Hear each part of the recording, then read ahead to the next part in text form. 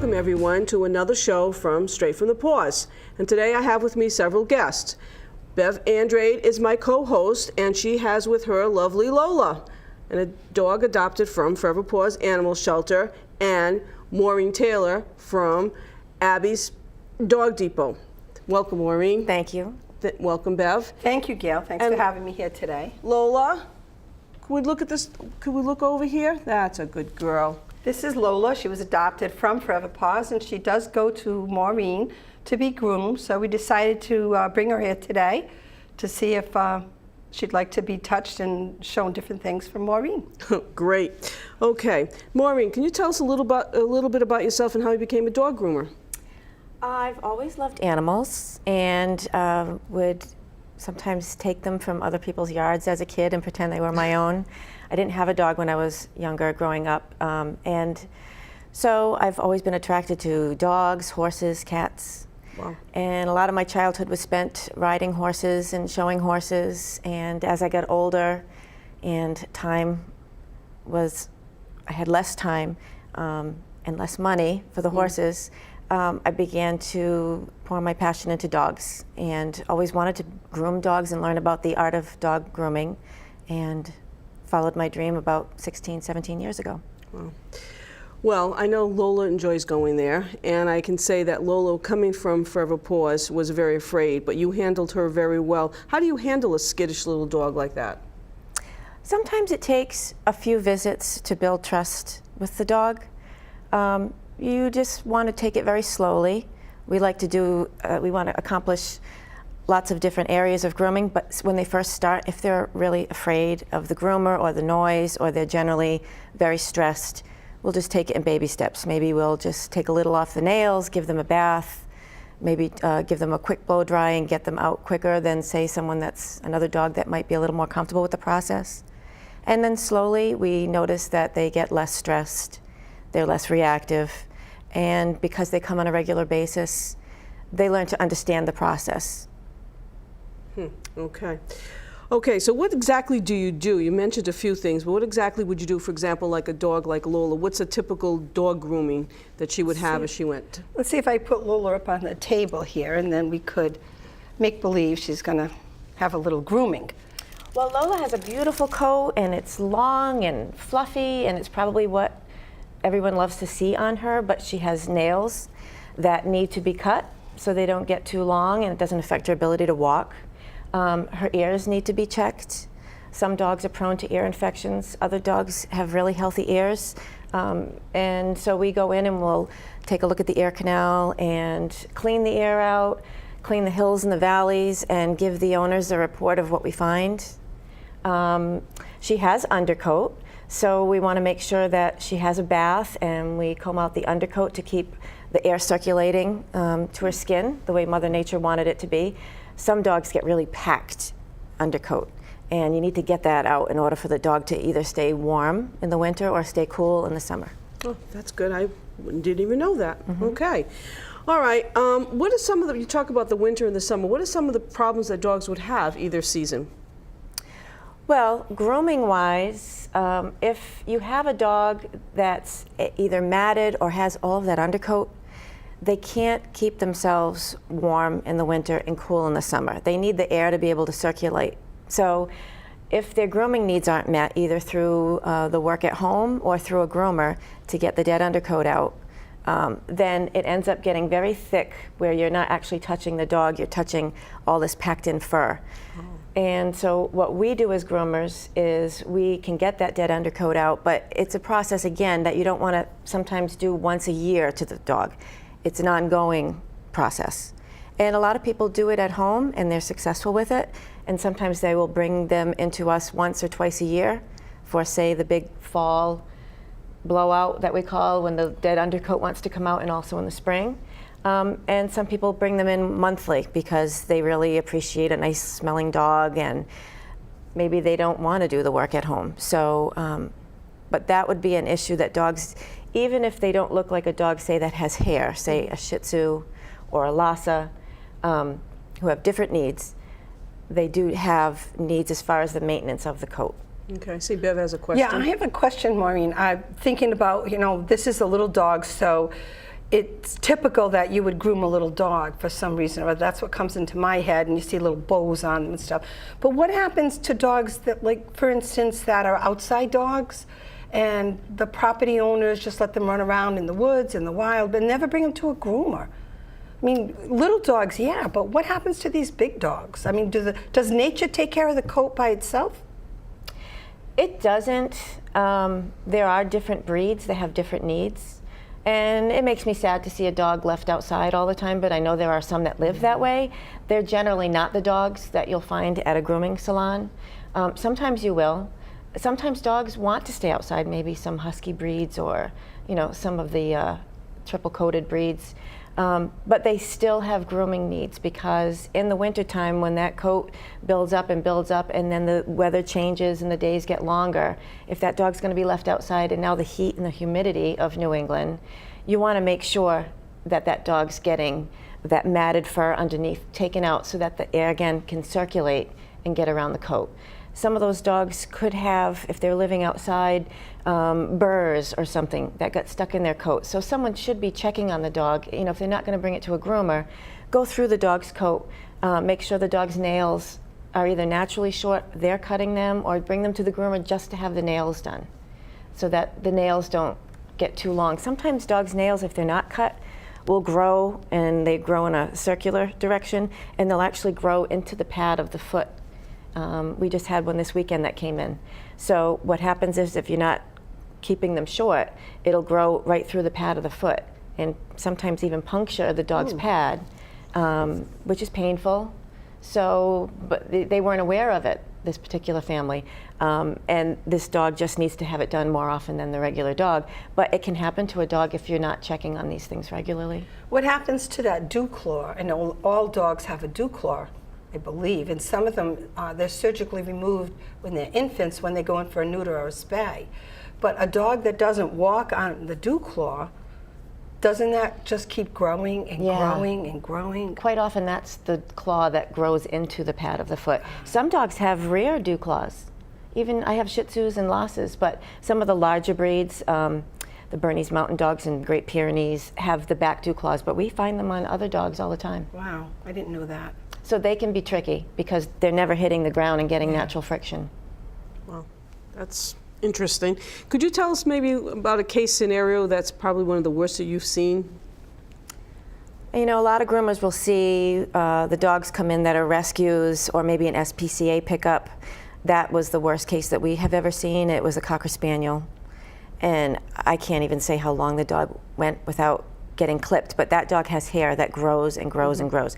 It doesn't shed out. So this dog was left out in a yard, and it was maybe 4 inches thick. And when we were peeling it back, which is what you have to do when it gets really severely matted, we found a nail embedded in it, you know, and then what else you find is sore skin underneath it because there's no air getting in there. Sometimes there's moisture getting in there and it just festers. And it's really uncomfortable for the dog to let them get matted like that. I like to tell people, if you have a dog with hair and you're not getting them groomed regularly, or say you leave them really long, but don't maintain the coat or bring them in more often, it's like, and the coat gets matted, and you bathe the dog at home thinking you're doing something good, or maybe the dog's not smelling that great. It's like taking a wool sweater and putting it in warm water. And what happens is everything shrinks and gets tighter and tighter and tighter, which is really uncomfortable for the dog. So it's not good to, you know, if you have a dog with hair especially, you know, ignore the grooming needs of that dog. You can cut the dog really short and bring them to a groomer less often, or learn how to do it at home. But you have to be aware of the condition of the coat. All right, and so I have another Bev, question, okay. Gail. I'm just so filled with questions, Maureen. They're all popping into my head. I'm at the shelter a lot. So when I see dogs come into the shelter, we have what we call the shelter dog, which is a mixed breed of everything. Is it possible that a dog like this one, Lola, could have half hair and half fur? Yes. Is that possible? Yes, we see that a lot. We see a lot of dogs. Sometimes it looks like a terrier mix. where some of the fur grows and other parts of it don't, and they can be kind of crazy. It They can be be some of the then. cutest dogs that you've ever seen because it's so unique looking. So that's got to be a grooming. How do we tell customers that your dog has half hair and half fur? I mean, how can you distinguish between hair and fur? I don't think I understand that. I know a dog like a Shih Tzu has hair, and a dog like a Chihuahua has fur. But what is the difference to us? I mean, you may know the difference, but I think the general public might not know the difference between fur and hair. Well, some dogs have fur, and I'll give an example: a Labrador Retriever, a Golden Retriever, a Chihuahua. So their hair grows to a certain length and falls out and is replaced by new hairs all the time, which is where the that's it. shedding comes from. Oh, okay. I never really put that together. And so a dog, say, that has hair, a Shih Tzu, a Poodle, those hairs just continually grow. And if they're not cut, they grow and they grow and they grow. So that's where the maintenance comes in for dogs with hair. They don't shed all over your home, but they do have needs as far as grooming.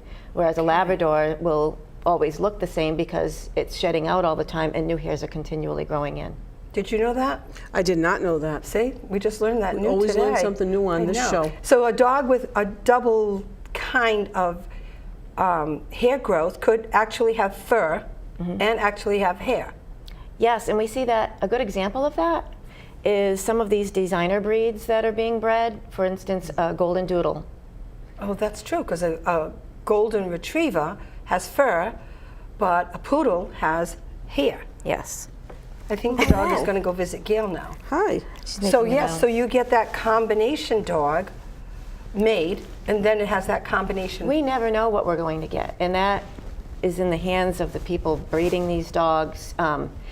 I don't know much about the breeding part of it, but we get some coats in that are 100% poodle coat, and some Golden Doodles will come in with maybe a little bit of poodle hair, but mostly Golden Retriever hair.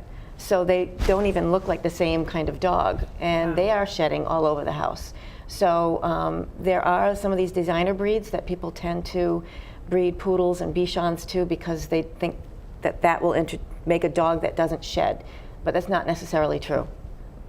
Depending on where you get the dog from and the generation of the mixed breed dog, but they can be born with half and half and have a little bit of shedding, but also hair that grows. So you kind of have both needs that need to be met. So a dog like this, I believe this dog here is half a Chihuahua and half a Papillon. Is a Papillon a hair or a fur dog? They have fur. They have fur. So she's just a straight fur dog. But yet she doesn't seem to have mats at all. She doesn't have that, and she doesn't shed.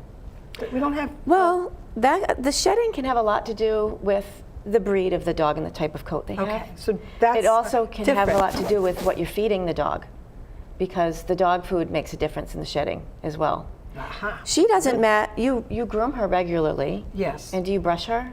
Yes. Well, maybe you're taking care of it so it doesn't become matted. And that's the key, is to maintain it, and you don't want it to get matted and then have to, take a dreadlock, which we like to call them, and there's nothing you can do with it. Once it's gotten to a certain point, you have to get rid of it and start from scratch again. So you're maintaining her coat, and it's beautiful, and it isn't one that mats up. This is not a high maintenance coat.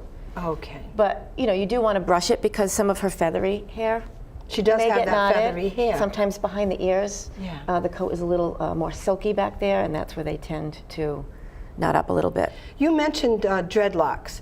There are dogs that actually have dreadlocks on purpose. The Poolie. Yes. Have you ever seen those dogs? Yeah. They have all these long knotted We don't see fur. them. I haven't seen them in my salon. I've seen the larger breed, and I can't think of the name of that breed. Commodore. The Commodore. On the east side of Providence, there's one in a full corded coat. Oh, wow, that must be a nightmare to take care of. I would imagine it's heavy. It's heavy on the dog, but dog that's a seemed natural happy. thing. I don't know much about it. The dog seems really happy, and it's definitely, they know what they're doing in order to keep the dog in that condition. That's a different coat. Have you ever seen those, Gail, I have on seen them. TV? I've seen them, I've seen yes. them on, the different shows that they have on TV with the dogs. So you'll see that coat, and then you think, why does the owner allow that coat to get so matted?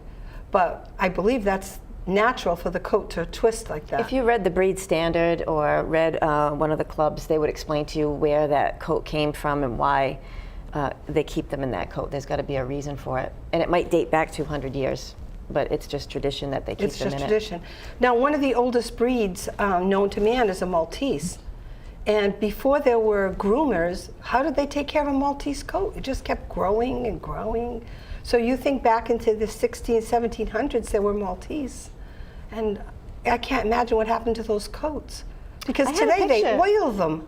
Yeah, yeah. The show dogs, yeah. The show dogs, they oil them and they wrap them. Well, they must have used combs and brushes and scissors or whatever they could trim with.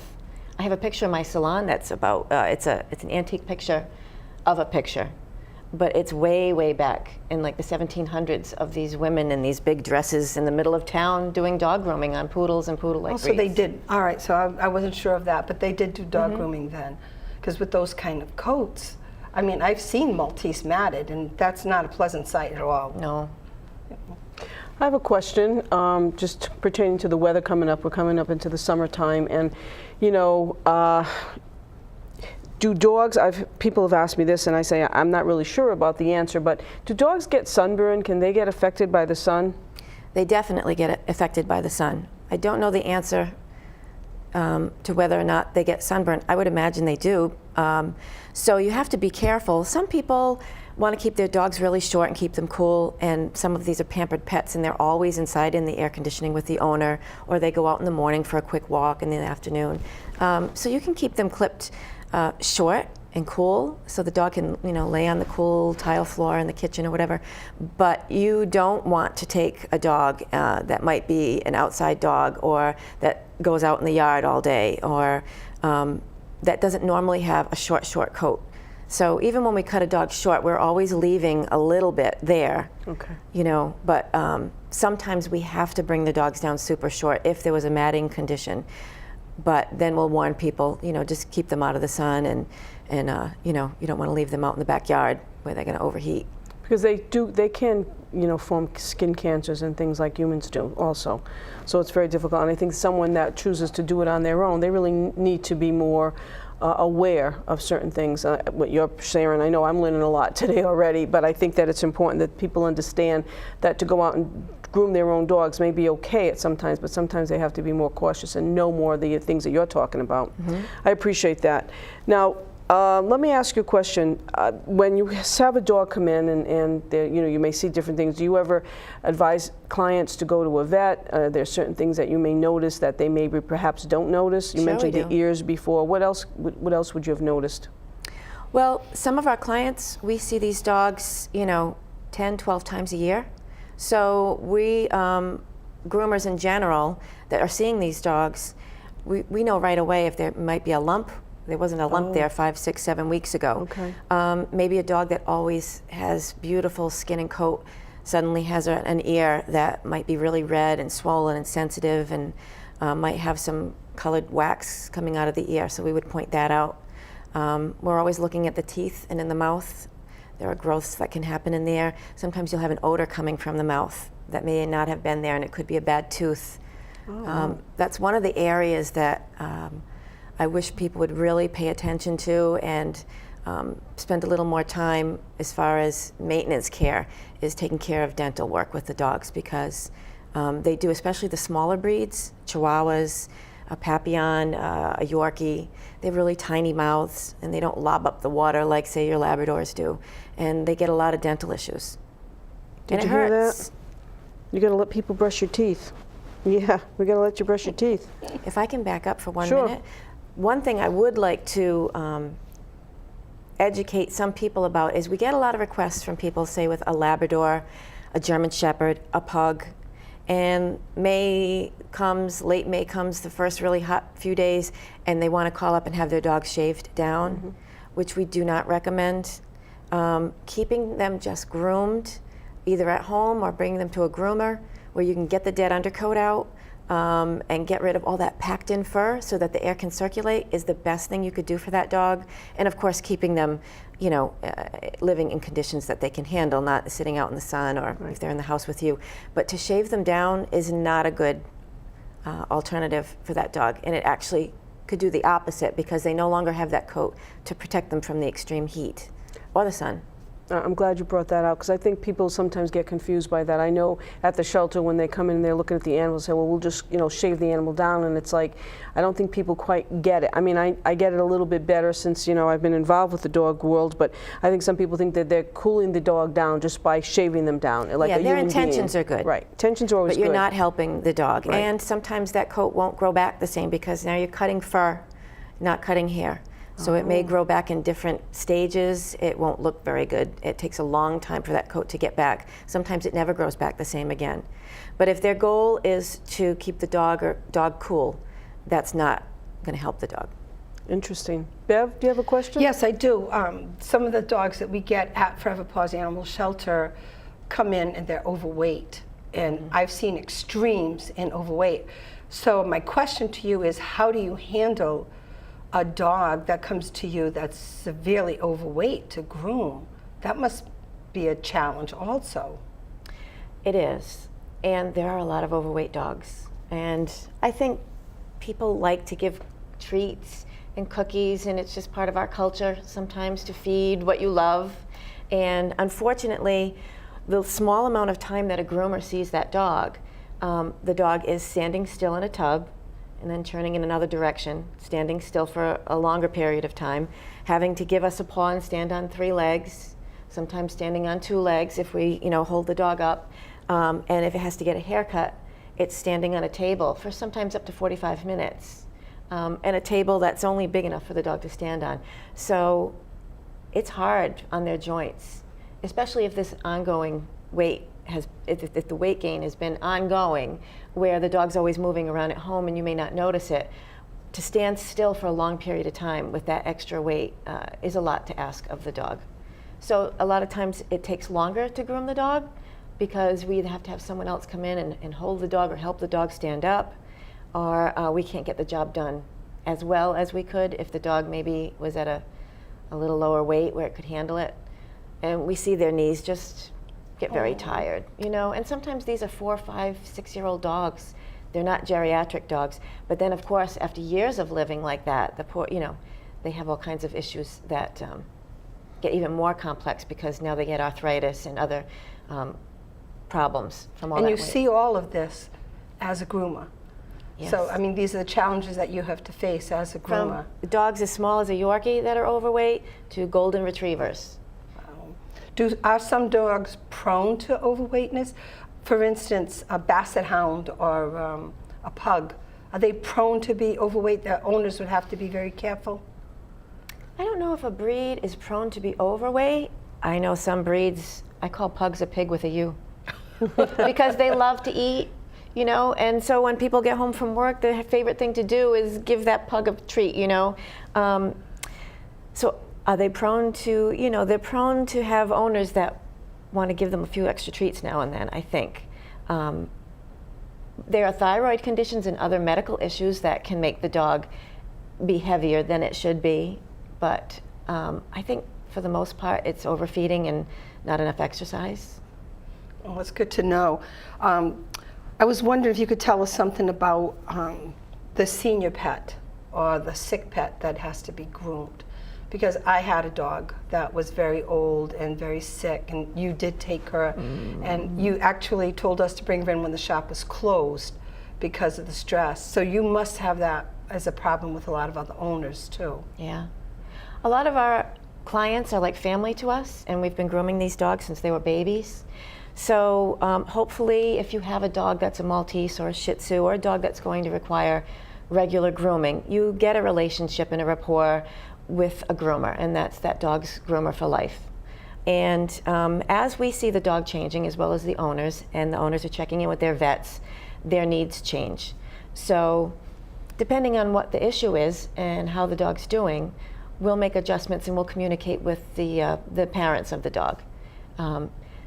If the dog is unable to stand or has a heart condition and gets very stressed, we handle them all differently. But generally speaking, if they're really sick or they're really old and have a tough time, sometimes we will do a private grooming because it's quiet and we can give the dog all of the attention that it needs from start to finish. But the other thing we ask owners to do is sometimes think about the dog and maybe put them in a less of a maintenance clip where the dog doesn't have to stand for so long or doesn't have to get brushed as much, where the dog doesn't have to go through as much to actually get the grooming done physically. Ladies, I hate to say this, but we're almost at the end of our show. Oh, we are? We are, and I want to thank both of you and Lola for coming. And Maureen, if anyone wants to contact you have a number that they could contact you for more information? Yeah, they can call Abby's Dog Depot at 508-730-1199, or our website we can answer through email, which is abbysdogdepot@live.com. Well, I appreciate that. I appreciate you both coming. And as we explained to Maureen, she said, oh, I don't know if I can do this. There's not a lot to say about dog grooming. But once you get started, it's like just having a conversation and let our viewers know exactly what's going on out there. Because I know today, and I've been working with dogs for quite a bit. I didn't have dogs when I was a child either, but I've learned a lot, and I appreciate that, and thank you both for coming. And Lola, thanks for coming. Well, Lola was a big help. I mean, She just did a good job. She stood didn't there. bark. She said hello to everyone, and that was it, and she's been calm. Thanks again. Thank you for having me.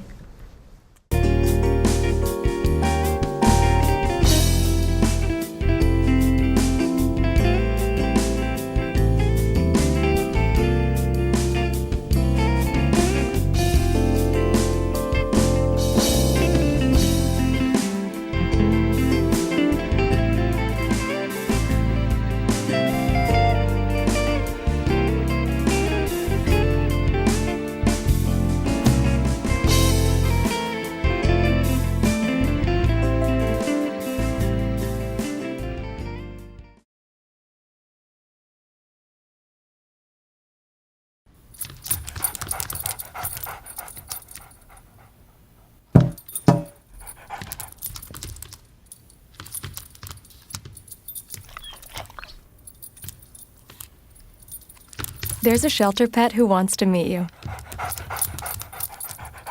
Meet one today. Visit theshelterpetproject.org.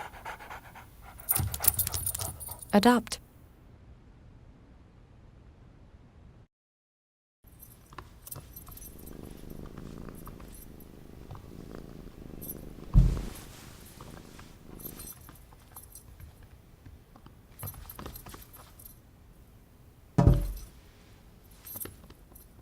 There's a shelter pet who wants to meet you. Meet one today. Visit theshelterpetproject.org. Adopt.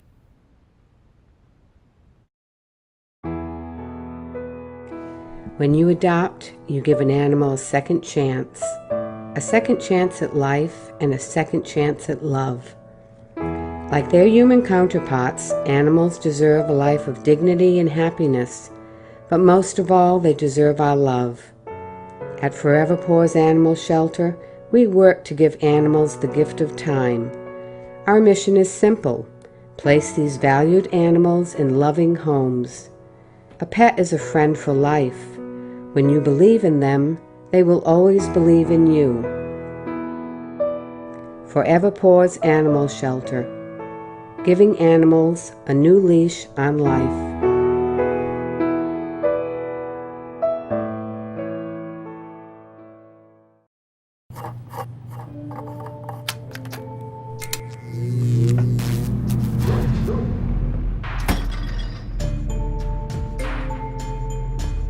Traditional light bulbs actually generate 9 times more heat than light.